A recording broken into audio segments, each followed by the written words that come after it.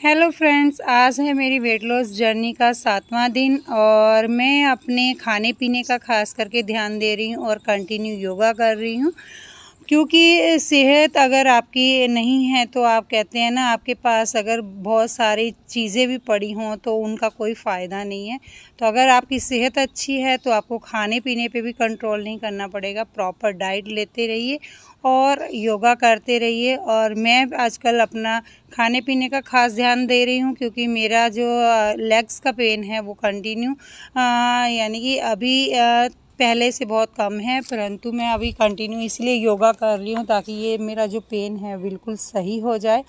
तो आज सुबह उठी, सबसे पहले मैंने पानी पिया और फिर मैंने जंपिंग जैक किया और उसके बाद मैंने कुछ आसन किए, स्ट्रेचिंग की और सूर्य नमस्कार किया। सूर्य नमस्कार आज मैंने बहुत दिनों बाद 25 सूर्य नमस्कार किए, क्योंकि अगर आप अपनी सेहत का ध्यान नहीं रखेंगे तो कहते हैं ना कि बाकी सारी चीज़ें तो आपके लिए कोई मायने नहीं रखती हैं। क्योंकि सेहत का ध्यान आपको अपने खुद ही रखना है, दूसरे आपकी सेहत का ध्यान नहीं रखेंगे। क्योंकि सबको सिर्फ काम से ही मतलब होता है, उनके लिए खाना बनाना है, ये करना है। हम अपनी बिज़ी लाइफ में अगर अपने लिए कुछ समय निकाल पाते हैं तो ये सबसे बेस्ट है। और ये तभी हो सकता है अगर आप अपना डेली रूटीन में अर्ली मॉर्निंग में उठिए, यानी कि ब्रह्म मुहूर्त में। क्योंकि फिर हमको ऐसा लगता है कि हम भाग दौड़ की ज़िंदगी, हमें सब काम ऐसा लगता है कि ये काम इतने बजे ख़त्म हो जाना चाहिए। तो सुबह जल्दी उठने की हैबिट्स डालिए। ये कुछ स्ट्रेचिंग वाली एक्सरसाइज हैं। अब मेरा ये ज़मीन को टच हो जाता है, पहले मेरे से ये नहीं होता था।